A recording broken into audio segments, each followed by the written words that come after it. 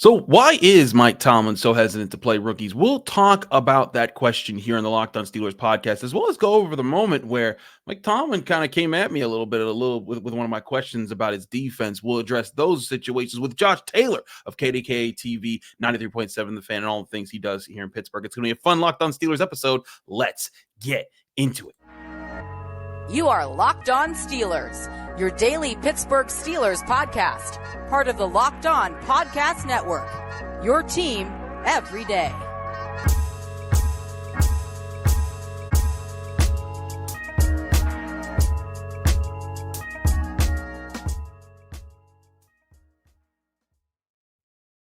Hello and welcome to the Locked On Steelers podcast. I'm your host, Chris Carter, bringing you your daily dose of all things in the Pittsburgh Steelers. As always, you can find this show on your favorite podcasting apps and on YouTube. Like this video if you enjoy it. Subscribe to this YouTube channel to get all of your daily Monday through Friday episodes, as well as our bonus content. We thank you for making us your first listen every day because we're your team every day. And as I said before, we're joined by Josh Taylor. You can find him on 93.7 The Fan, KDKA TV. We're so happy to have him back on the show. Josh, how you doing?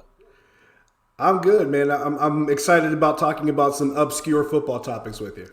Obscure is a great word that was used today by Mike Tomlin. Now, if you paid attention to the Mike Tomlin press conference, you probably saw the interaction that we had and are probably awake waiting to hear about it. That's going to be the second segment. But in the first segment, I want to talk about the big and important topic, and that's the question of what is going on with the Steelers rookie situation. Broderick Jones played what might have been the best overall performance by a Steelers offensive lineman this season against the Ravens.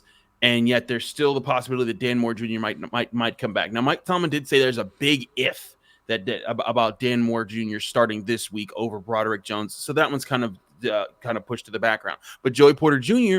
still isn't necessarily the starting cornerback after you put him in the second half against the Ravens.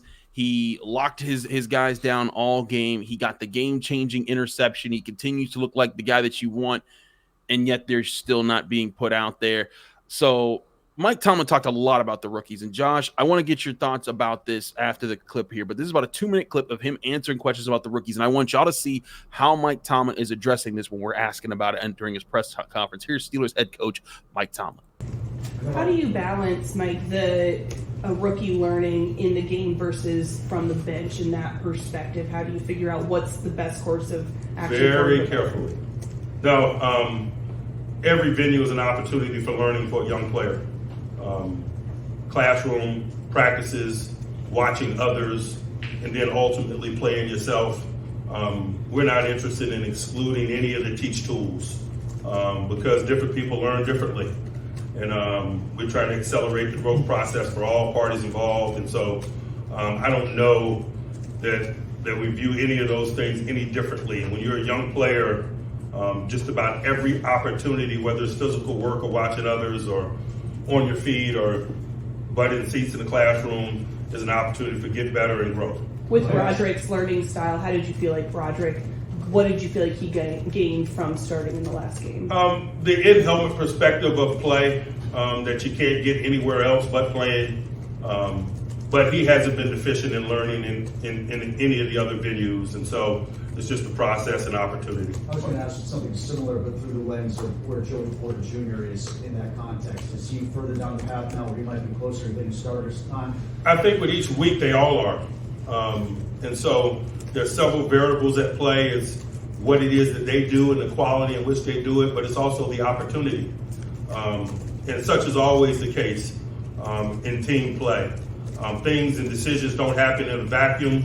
You can be somewhat pleased with the progress of a player in terms of the direction that they're moving, but the opportunity has to be there.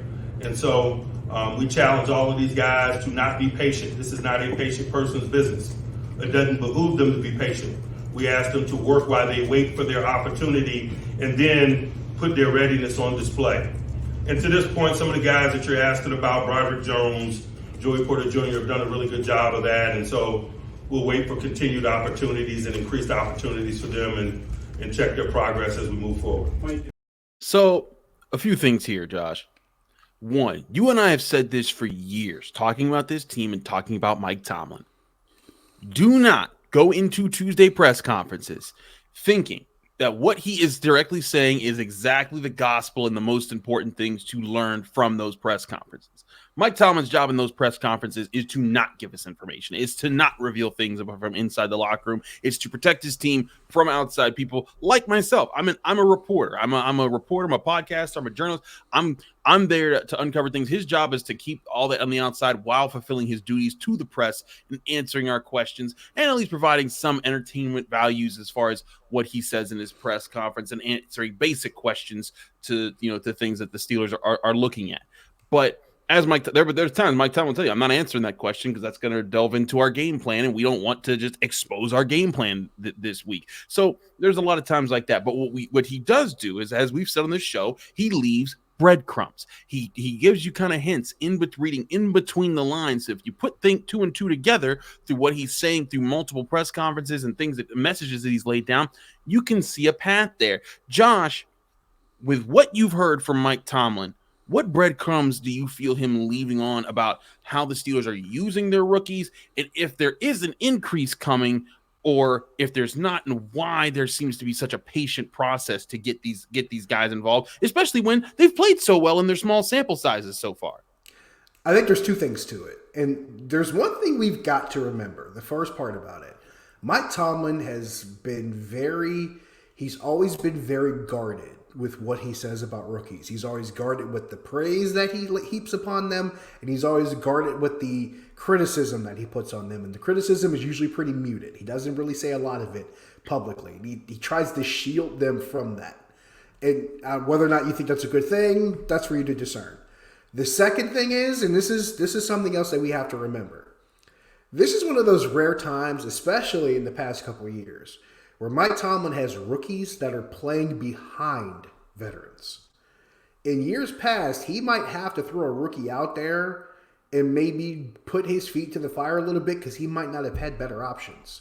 Remember a few years back when they drafted Artie Burns and Sean Davis back-to-back, and both of those guys were starting games by the end of the season? Yeah. Because they didn't have a lot of options in front of them. They had to start doing some other things and moving pieces around because the Ike Taylor and Troy Polamalu days had come and gone. So they had to try to do something else, and they had to throw those guys in immediately, and they had to learn on the fly. That's an entirely different dynamic than what we're talking about right now with Joey Porter Jr. It's also a very different dynamic with what we're looking at with Broderick Jones as opposed to a Kendrick Green, who was brought in, and there weren't many other options because they had moved on from Marquise Pouncey. He had already retired. You had to do something now and then and there, and he had to learn on the fly. It didn't really work out that way, but that was how it was. This is a little bit different. He has veteran guys that are starters that he can still plug in there and still have these guys learning at the same time. So you're kind of playing both sides against the middle, but there is a very gentle thing to it. I like how he used the term very carefully. I was waiting for him to drop the old joke, that's how porcupines mate, but he didn't go there. But that's what I was waiting on because he's good for a southern idiom here and there because he's from Virginia. Southern joke. Anyway, it still comes back to the fact that he has the luxury of not having to throw a Broderick Jones into the fire or throw a Joey Porter Jr. into the fire, even though they may be physically capable of handling it. But he doesn't have to do it because he doesn't have to worry about, a guy getting overloaded or a guy hitting the rookie wall halfway through the season or a guy, maybe getting a little bit too high too soon and then one thing goes wrong and it kind of derails all the progress you made. He can make the progress slow and incremental, and they can get small little chunks of success and build on them. I think you and I talked about this a while back, or it was might have been on 4th Down to Steel City, because I always look at it as success and confidence. It could be success can breed confidence, but confidence can breed success. It's a chicken and egg scenario. But what he's trying to do is he's trying to make sure success continues to breed confidence. He doesn't want them to come out, be too overconfident and not succeed and have that be damaged and having to start from the very beginning. That's just how I'm interpreting it. But now that he has the freedom and the flexibility to do that with this roster, because they're so used to having so many vets on the roster, not enough spaces for younger guys or vice versa, that you don't really have this kind of flexibility to do it. But he can do that here. So he can bring his rookies along slowly and still keep his vets engaged, even though they know in the back of their minds, I'm probably going to lose my job here. But they still need to be ready if something goes wrong and someone gets injured. So you got to walk that thin line of trying to bring your guys up from here, but keep your other guys up here in case you need them. And that's not easy to do. It's not. It's a very thin line that you have to walk. Coaches have to walk, and you never know. Like, you're going to need those guys at some point. Injuries or just bad play from the rookies and things like that happen. I just think that Mike Tomlin, I get that there are tough lines to walk there, and especially when some of these guys are guys that you're going to be looking more from. Like, it's different when, like, it's. When you draft Artie Burns, but Cody Sensabaugh is the guy in front of him. You're not expecting Cody Sensabaugh to stick around. Dan Moore Jr. is a guy that started for 2 years for this team, has earned respect on this team, and I think they have future plans for on this team. Even when Broderick Jones takes the LT1 spot, maybe him moving to right tackle to replace Chooks is in the future. I would totally agree. Patrick Peterson is a guy who, even though he's still not the Patrick Peterson of old, I think they want him around for mentorship's sake, and at least for another season, maybe at least to end this season, maybe for another season on top of that, because he is on contract for 2 years. I think they don't want him to become disconnected with the team just because they're making moves there, and there's a difference there. I think it's a little bit different, but still, I do think that at the end of the day, the bottom line, Mike Tomlin has to find ways to get these guys on the field very, very soon, because Broderick Jones and Joey Porter both were big factors in their win over the Ravens, a huge win, maybe their biggest win of the season so far, and it's what has them right now in second place in the division with a chance to build off of that coming out of the bye week. I want to get to the moment I had with Mike Tomlin in his press conference on Tuesday that caught a lot of people's eyes during that press conference. We'll talk about that and what I think he really meant when he was answering my question by not answering my question in that moment. We'll get to that and a big move. Well, not a big move, a slight move the Steelers made to address their secondary. We'll talk about all that here on the Locked On Steelers podcast. I'm your host, Chris Carter, here with Josh Taylor. Stick with us. We still got a lot to discuss. But first, we got to talk to you guys about our great sponsors at eBay Motors, because they sponsored this episode. Our partners at eBay Motors have teamed up with Locked On Fantasy Football host Vinny Iyer to bring you some of the best fantasy picks each week all season long. Whether you're getting ready for a big waiver wire move or just trying to set the right lineup, this is where Vinny's going to help you find the guaranteed fit to fit on your roster. So with the season underway, let's see who Vinny has picked out for this week's eBay's Guaranteed Fit fantasy pick of the week. And actually, it's a Steeler. He picks out George Pickens, who got further locked on as a second-year wide receiver for the Steelers before the Week 6 bye, hooking up with second-year quarterback Kenny Pickett for 6 catches, 130 yards, and a big touchdown on 10 targets against the Ravens. He also added a rush for 16 yards. Pickens is just being trusted to make plays, even in tough matchups, by his young passer, with whom he has a great chemistry. The Rams and the Jaguars aren't the easiest draws in the next 2 games, but Pickens' physical talent can rise above them with his size and field stretching ability. With eBay's Guaranteed Fit, you can rise above the problems that your car faces with over 122 million parts and accessories for your vehicle right at your fingertips. You can make sure your ride stays running smoothly. Air filters, brakes, batteries, taillights, alternators, shocks, struts, you name it, eBay Motors has it. And they'll make sure it's a right fit for your car, because eBay's Guaranteed Fit helps you understand exactly what parts you need for your vehicle the first time. So go forth, switch gears, crank the AC, and say goodbye to sweating if your ride needs a little fixing up, because now you know you'll always be set up for success from the get-go. With eBay's Guaranteed Fit, everything your vehicle is calling for is just a click away. For the parts and accessories that fit your vehicle, just look for the green check. Get the right parts, the right fit, and the right prices at ebaymotors.com. Let's ride. eBay Guaranteed Fit, only available to U.S. customers. Eligible items only. Exclusions apply.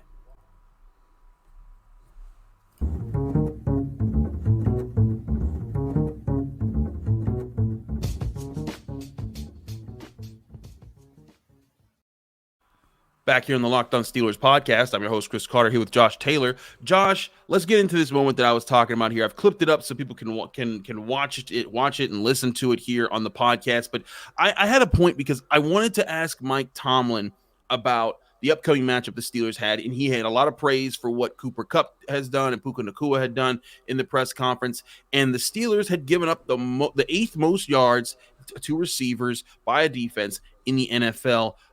Leading into this week. And I feel like that's pretty relevant with the receivers that they're about to face. Also, Tutu Atwell's in that conversation. And he praised all 3 of those guys earlier in his press conference. So I thought I was kind of just giving him a question here about, hey, what do you have to fix in your secondary when you're addressing that? And Mike Tomlin kind of disagreed with me even using that stat. So here was that moment from the Mike Tomlin press conference from when I filmed it. Mike, you guys have given up the 8th most yards to receivers in the NFL so far this year. What does your secondary have to do better to limit those opportunities for the teams? I'm not concerned about obscure stats like that at this juncture. Keep watching. Seriously. Like, you can, I'm really not. My objective is to win, and if we're going to win consistently, we'll address all little tidbits and things of that nature.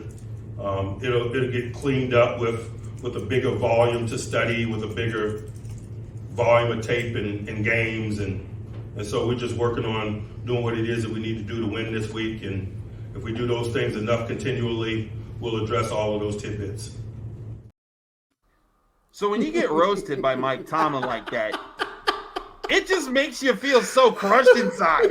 I mean, that's why I have a paper bag over my head right now. It just hurts when you just get torn apart. No, I'm just kidding. Get that out of here. Anyways, sorry, but it was just really funny to me to see people like, dang, Chris, you really made him mad. And I was like, apparently I did. A few things here. Sorry, I really wanted to do that gag with the paper bag with the frowny face. But a few things here. I think Mike Tomlin, when doing that, clearly you could hear he didn't even listen to the rest of my question once I brought up the receiver stat. He went right at that point, like, we're not into those kind of stats. And I understand his point in saying that. He's saying, listen, I don't care how many yards we give up to wide receivers if we win. For example, they get 172 yards or something crazy to Devontae Adams. Mm-hmm. And that Raiders game might be the most complete game that they've played all year. So, like, I hear that entirely. I get that.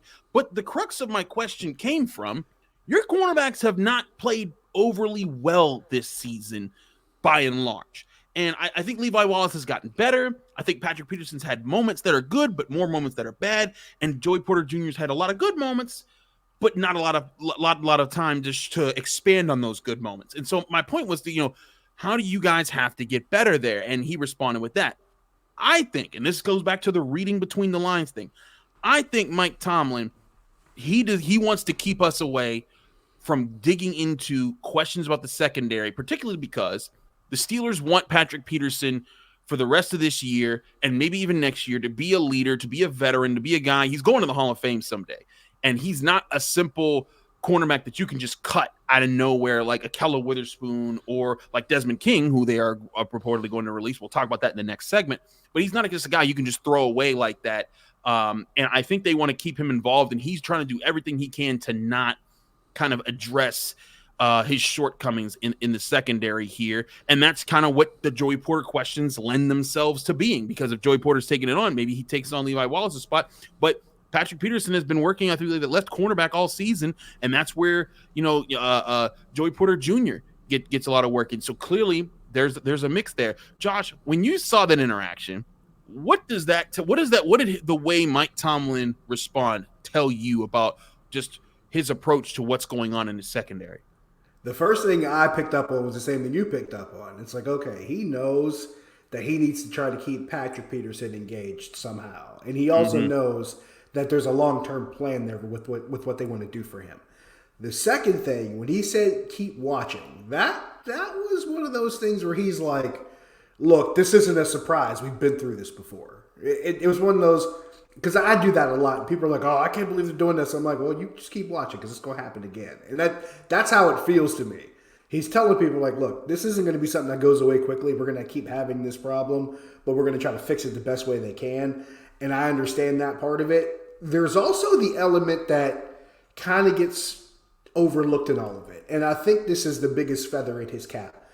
This is not a new thing where this defense gives up numbers to a certain receiver. True. And Devontae Adams, he puts up those numbers against a lot of teams. He's been doing that in Vegas. He was doing it in Green Bay. He was putting up numbers like that against a lot of teams, against a lot of defenses, and they were trying to stop him, and he was still doing stuff like that. I know this because my fantasy team was very grateful. But it all stands to reason that the way they win games is not the way that people expect them to win games. I know everybody wants it to be a certain kind of way. Here's my obligatory Wire reference for this show.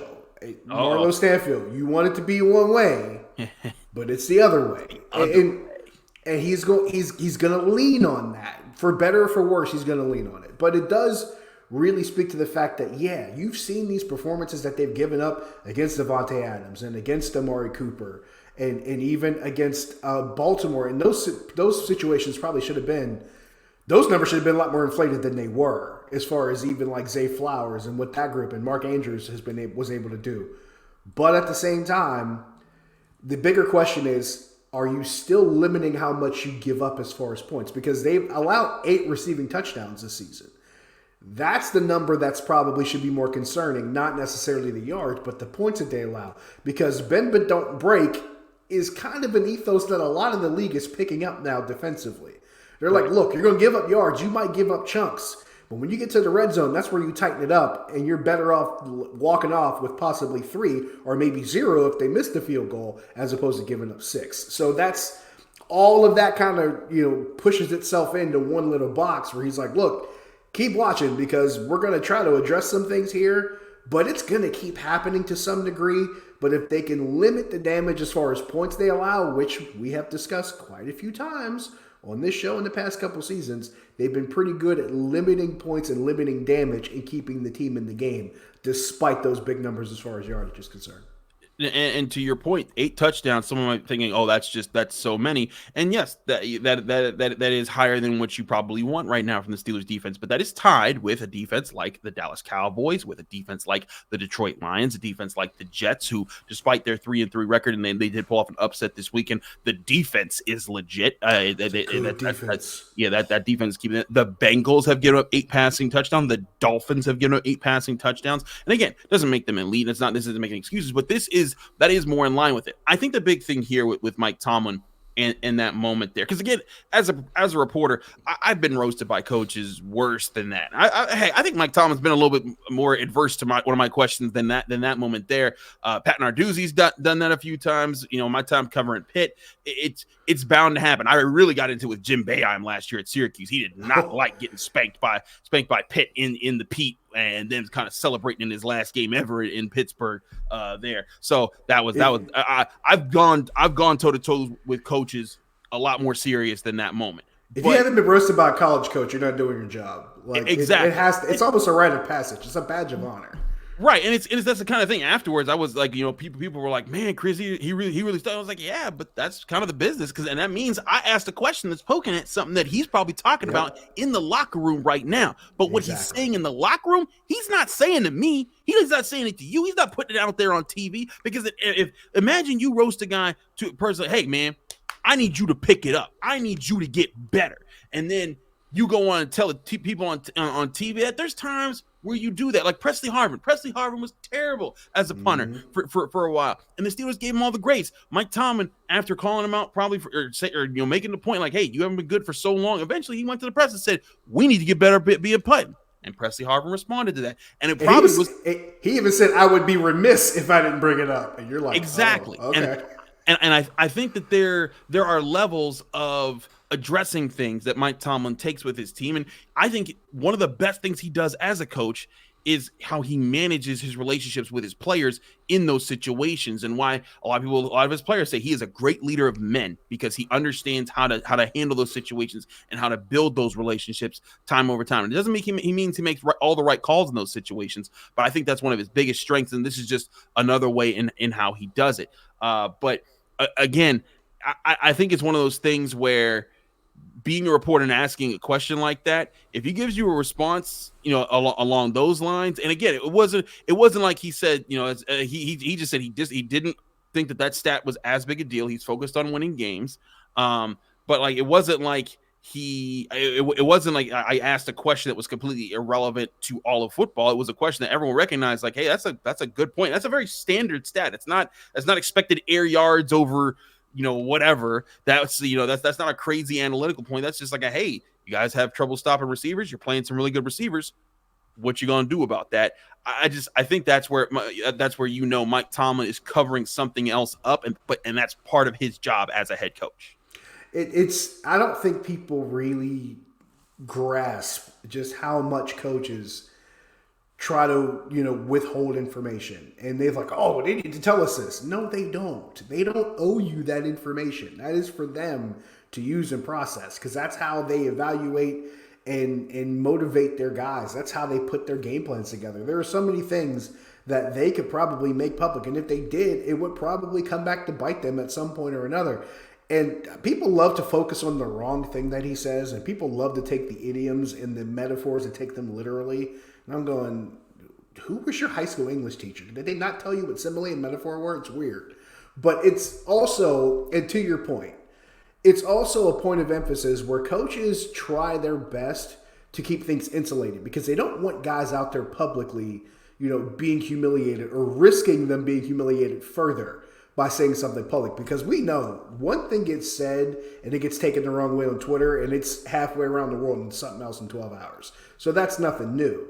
But here's a good example of someone else who does the same thing Mike Tomlin does, and just in a different way. Mike Sullivan is very, very effective when it comes to him coaching the Penguins, as far as understanding what he needs to say publicly about guys and understanding what he doesn't need to say publicly about some guys. And he has that same notoriety of sticking with guys that people think he has no business sticking with, because he wants to keep that guy engaged because he knows he's going to need that guy down the road. And there's one particular guy on that roster, and Penguins fans know who I'm talking about, but I'm not going to say his name. But the one thing he will do also, he will also mention, when he does mention a guy publicly, he'll say things like, when this guy's doing this and when he's doing these things and he's doing these things well, that's when he's really really playing his game better. Or his better days is when he does this. He's finding ways to build guys up publicly and not tear them down publicly. And that's something that goes a lot further because it gives players more trust with their coaches. That way they know the criticism, when it does come down from them, it's going to be true and it's going to be genuine, because it's not just being thrown out willy-nilly. It's one-on-one and it's more direct. And that's something that has a better effect down the road. That psychology part of it, I think that's the thing that some people don't really understand, and they kind of discount it when it comes to coaches, but it has an effect that's not always tangible. You don't always see it right away, but there are some times there will be a moment where that one thing clicks, and it could be the difference with a player and a play that's made in a game somewhere. You just don't know when or where it's going to happen, but it's almost like that. It's almost like that compounding interest that you're trying to see it build up over time, and sooner or later it hits that mark. I hear you on that. I want to talk about the Steelers' move that they did. They added Darius Rush, a rookie cornerback, by the way, to the roster, and it looks like they're about to release Desmond King. They've made a note that if no team trades for him, they probably will. We'll talk about that move and what it means for the Steelers secondary after this break here on the Locked On Steelers podcast. I'm Chris Carter. He's Josh Taylor. Stick with us. We still got a lot to discuss. But first, we want to remind you that this episode is brought to you by BetterHelp Therapy Online. Life is full of twists and turns, and it's important to show up for yourself through all of them.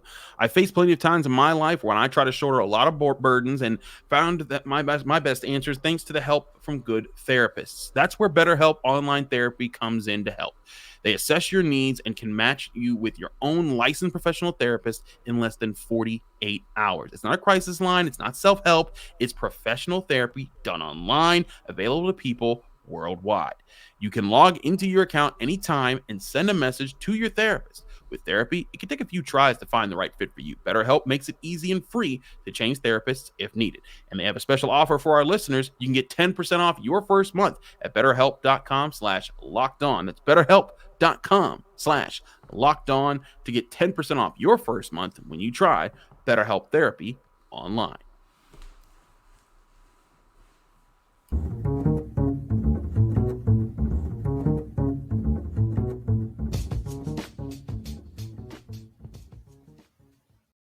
Back here on the Locked On Steelers podcast, I'm your host, Chris Carter, here with Josh Taylor from 93.7 and KDK TV. Josh, got to talk about a move the Steelers are making, and it's that they are letting go of Desmond King. Tomlin reported that from NFL Network, and then are coinciding that with picking up a player from the Chiefs practice squad, and that's cornerback Darius Rush. Now, if you don't remember who Darius Rush is, he is a rookie cornerback from the 2023 class. He was picked in the 5th round by the Colts out of South Carolina. Didn't last with the Colts, got cut by them, picked up by the Chiefs, and was stashed on their practice squad. And now the Steelers are bringing him to see what he has. And I think it's an interesting ad. I don't think he's going to play this year unless there's some grave emergency at this point, because if a guy's getting cut by 2 teams, he's not going to be ready for that. But you can always kick tires on guys. You can always see how they look in your system, how if you can develop them, if he's someone that you can keep around and see what happens there. I think that's what this is like. But I think what this shows, beyond any talent that Darius Rush can bring right now, this is a move to set the Steelers up for the future, to give them an archetype of cornerback that they want as their prototype, their guy that they're going to have out there. This is the type of corner that they want to play with. And to show you what I mean, I'm going to put up the relative athletic scores for Darius Rush and Joey Porter Jr. from this past draft. Shout out Matt Platt for the relative athletic score system at MathBomb for his stuff on Twitter. But Darius Rush out of South Carolina, 9.8 on the relative athletic score comparison to Joey Porter Jr.'s 9.71. Now, Darius Rush, a little bit shorter than Joey Porter Jr. officially at the combine, about 5 pounds heavier. Biggest difference you see there is he ran a sub 4.4, where Joey Porter Jr. ran a 4.46. He ran a 4.36. That's Darius Rush. They both had the same vertical jump. Where things differ is that Joey Porter Jr.'s broad jump was a little bit further and showed a little bit more explosiveness. And plus, I just his tape in college is not as impressive as Joey Porter Jr.'s. But Darius Rush still, an athletic type here. But you look at that height, that just around 6'2", just shy of 6'2", that kind of height that he has there. It's very similar to Joey Porter Jr., and it's very similar to Corey Trice, who they also drafted, and he's not playing right now because he got injured in training camp. And so that puts the Steelers in a position where next year they would have 3 cornerbacks. If Darius Rush were to stick around, they would have 3 cornerbacks, very similar builds, 6'2"-ish, long arms, fast, athletic, who they could bring in, have them battle it out, and then have a potential cornerback crew of young guys who you have in rookie contracts, and it gives you a higher percentage. If Joey Porter Jr. hits, which you expect to, great. But now you have a 2-in-1 chance where you have a 5th round pick and a 7th round pick guy who, if one of them turns out to be your number 2 corner on the outside for the future, great. If neither of them do, oh well, you spent nothing to get Darius Rush, and you spent a 7th round pick to get Corey Trice, and then you can try elsewhere with that. But your biggest thing is if you can get Porter. But if you could create your long physical outside corners for the future of your secondary, I think that's all this is moving to get that. On the Desmond King front, Josh, I think that Desmond King, clearly, if he's not, they brought him in to see what he'd have. He played like 1 snap. He didn't look too good against the Ravens in that 1 snap. But it's clear to me that the reason he wasn't playing was because he wasn't looking good in practice. Otherwise, the Steelers would have played him. I don't think that, and that's why they're now letting him go. Josh, what's your read on Darius Rush and the Desmond King situation in the Steelers cornerback room? I feel the exact same way you do. This feels like a next year move. This feels like they are loading up something now to have something stored away for later. And I think it's a smart way to go for more than one reason. You brought up a really good one, and I think this is important, especially in the modern game where you don't need 2 corners and maybe you have a 3rd. No, you need 3 now. You need 2 guys that can play outside, and you need a slot guy now that you can put on the field that are going to help you. And if you can have them under contract and not paying them out a lot collectively, especially if you're not spreading a lot of money out between the 3 of them, you're in a pretty good spot, especially if you have all 3 of them under rookie contracts. And if 2 pan out, you're in really good shape. You can still replace the 3rd somewhere down the road, especially if there's minimal investment in the 3. The other thing that it points to, this is something I looked at this morning. I have to go to another screen to make sure I read it correctly. And this came from Mina Kimes from ESPN. She was talking about what Cleveland was doing. And she mentioned that Cleveland played man coverage on 71% of their dropbacks against San Francisco. And Brock Purdy was 6 of 19 for 51 yards. She says so far when Cleveland plays man, they're playing man at the 6th highest rate in the league. And they rank first in QBR allowed, yards per attempt allowed, and completion percentage allowed. I say all that to say this. We know that Terrell Austin, when things are moving the way that he wants them to, that he will go man, especially if he has the horses to do it. He'll go man, and he can lean on that because now it becomes a situation where, okay, you know what you got up front between TJ Watt and Alex Highsmith, and that's with Herbig and Golden rotating in, and that's not even counting when Cam Hayward's healthy. You know what you got up front. The linebacker position, we know that's been completely revamped, but those guys are starting to show more and more that they were needed and that they're being effective. But now you got guys on the back end that can do the ideal things that make a Fitzpatrick's job easier. They make a Keanu Neal or DeMonte Casey's job easier down the road. So now you got a defensive backfield that's a little bit more suited to what this defense wants to do. And now you can simplify it because you're going to go man a lot more. You're not worrying about who's playing zone and who's filling what space or who's missing what space that's being filled in by the opposing offense by exploiting that open space. Now it's just beat the man in front of you and keep him in front of you. And it allows that defense to do a little bit more and be a little bit more flexible as far as matchups are concerned. So if you're looking that far down the road, I know some people don't like to do that. I know some people are saying, well, you need to worry about this season. And that's all well and good. But in the way that you need to defend now, and you and I talked about this a couple weeks ago. We talked about it. You got to be good pre-snap. You got to be able to get after the quarterback, and you got to be good in one-on-one battles. So if you can put together a group of young corners, young second-year corners next season that all came through a rookie contracts, and you can put this kind of group together to try to slow receivers down or make it harder for quarterbacks to make decisions, this makes it a lot better for your defense. Even if you're not a dominant defense, you're still better at limiting what another team can do. So it's really good long play if you're looking at it that way as opposed to a short-term play. Yeah, I think that's part of it here. And again, Darius Rush might turn out to be absolutely nothing, but I think it's more of a sign of the type that they're going for right now and the build that they want to have. And it also goes back to what Mike Tomlin said at the end of his retort to my question. He was like, "You keep watching." When he said that, Mike Tomlin has plans. Like the Steelers don't just haphazardly do things. They have plans for things, and if plans don't work, they change them. Mm-hmm. But Mike Tomlin is a guy who I remember years ago when Stephen A. Smith in the early 2010s used to go at the Steelers because Stephen A. Smith is a self-proclaimed Steelers fan. Talked about how he loves the Steelers and he used to go at Mike Tomlin about his offensive line. Why is his offensive line so bad? And he used to say unmitigated gall about Steelers offensive line and all the things he used to do.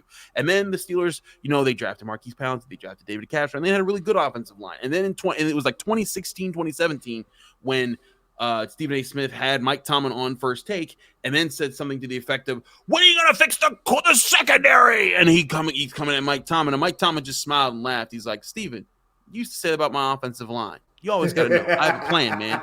And Stephen A. Smith is like, "Oh, you got me, coach. I did used to say about your offensive line. And I'm not complaining about that anymore." He's like, "Hey, things go in cycles. Like what it is not every time with every team, and this happens to every team. It's not all the time that you can line up. It's why it's so tough to build in the NFL and sustain in the NFL, because when you build up one group of your roster, you've often done that through development or through signing of developed players and spending in that area to maintain that for the long term.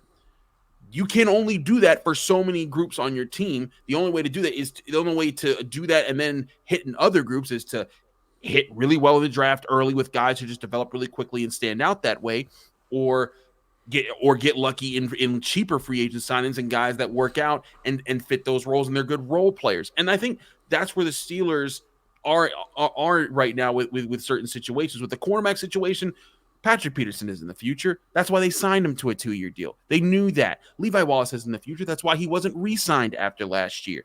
I think the Steelers currently regret not having Cameron Sutton around, but I also think they didn't pay him the big money because their plans, I think, are a little bit bigger at the cornerback position. And you and I were talking about this off air.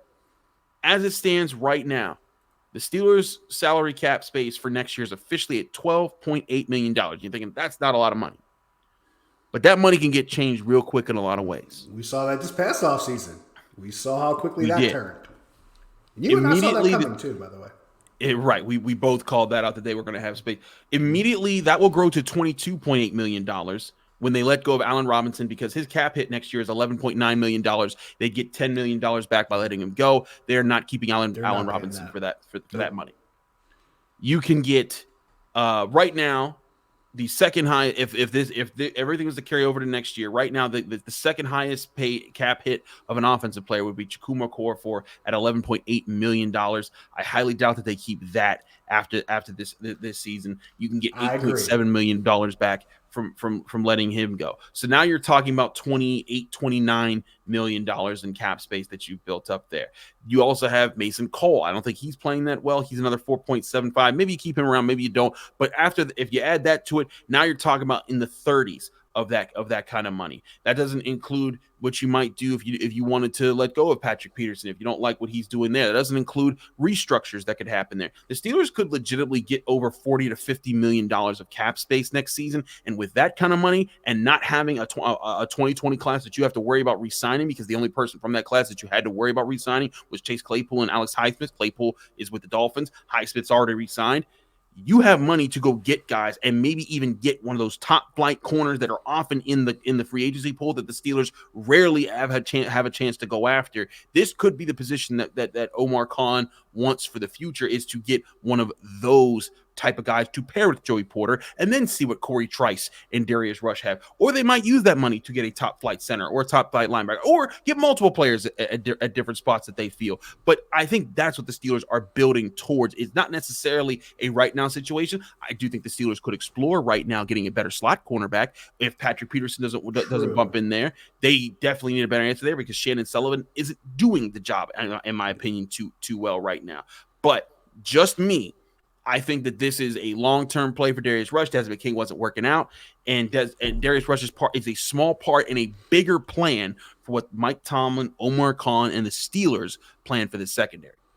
This is the part where you are very, very happy that the cap guy is your GM, because he's able to make the roadmap for that plan a lot easier. You don't have to take as many twists and turns. It can be a much straighter line, or you can have, much narrower lanes to go through in order to get to where you need to go. Because Omar Khan has been doing this for a long time as far as manipulating the cap and understanding how it works to get what he needs to get as far as maximum value available and maximum value out of contracts that he signs with maybe not as much risk attached to it. This is where those situations really come around, and they look a lot better than maybe you think on paper. It also comes to a point where, and I'm glad you pointed this out too, because yes, you have a couple veteran guys you could keep around, but let's say you hit on the Corey Trice. Let's say you hit on the Darius Rush. Let's say you find another veteran guy in free agency that can fill your center position. Now you've managed to have this roster prepare for next season without using a lot of money to do it, and you haven't had to do a lot of extra stuff. And oh yeah, by the way, we're not even talking about the allotment for a full draft class yet, and you've picked up some extra picks along the way with some of the trades that you've made. So that's a whole nother realm of players you can bring in that also help your long-term plan as far as maybe replenishing other positions. Because sooner or later, you're going to have to make decisions about the wide receiver position. Sooner or later, you're going to have to make decisions about the tight end position. Sooner or later, you're going to have to make decisions about the defensive line position. And if you can plant those seeds now with a draft class in conjunction with whatever decisions you make in free agency, now you're making good short-term moves and you're making good long-term moves as well. And I think that's why this is important, where you have a guy like Omar Khan that can manipulate the cap to help you make those good short-term moves, and having a guy like Andy Weidel that can find you the guys in the draft that can make better long-term moves as well. So all of it, yeah, like I said before, it's a really long game that they're playing. But if you want to try to have any kind of success with what this team was a couple years ago and what they could be in the next 2 to 3, this is the best way to do it, and probably doing it without using a lot as far as cap space or money right now in order to build it long term. Absolutely. He's Josh Taylor. Josh, thank you so much for joining the show. It's always fun here. We ran way over time. Hope Ross doesn't kill me for doing that, but it was a fun show nonetheless. Josh, let me know where they can find you, follow you, get more of your work. Social media, Josh Taylor HD. TV side, KDKA TV, CBSPittsburgh.com. Radio side, 93.7 The Fan, mostly on weekends, doing a lot of Steelers post-game. So, yeah, after games, call and yell at me a little bit. We had airing of grievances already a couple of times this season. We can do it again if you want. We can talk about the fun stuff after wins. We can talk about the annoying stuff after losses. Some people like to talk about the annoying stuff after wins or losses. That's just how this town is wired. We can do all that stuff. And also, by the way, Fourth Down in the Steel City podcast, myself and Chris Mack. You can listen to it just like the Locked On Steelers podcast on the Odyssey app, and it is free. So there's that too. Absolutely. He's Josh Taylor. Thanks so much, Josh, for joining us. I'm your host, Chris Carter, here on the Locked On Steelers podcast. As always, you can find me on Twitter and Instagram and TikTok at Carter Critiques. You can read my work at the Pittsburgh Post-Gazette, post-gazette.com for all of that. And you can find me on the Locked On Steelers podcast Monday through Friday, sometimes on Saturdays and Sundays with our bonus content, bringing you your Pittsburgh Steelers every single day. We're back tomorrow with Crossover Thursday, getting you ready for Steelers-Rams as we look closer and closer at that matchup. Catch us here on the Locked On Steelers podcast.